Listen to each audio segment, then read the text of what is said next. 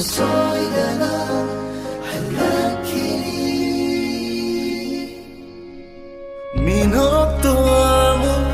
nok lakhini nong mari Soidana Harau tayambai khonjel tana nillani malem se amamba matam loi duna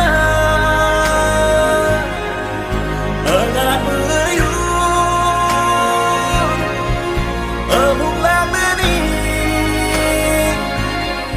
ai khoi gi sentado amu bangleri anau beyening amu chomleni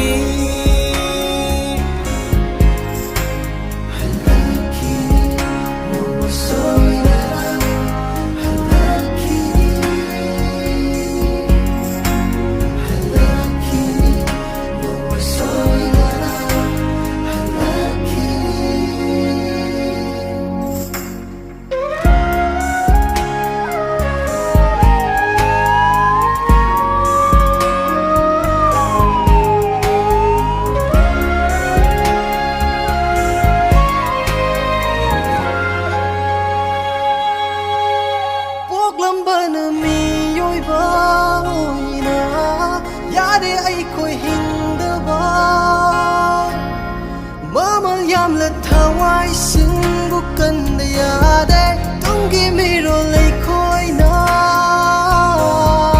khangi ai khoi wai tani ithawai hing le roi khali handum si thona lep si punna mai thi bayaro ai khoi gi sentado amu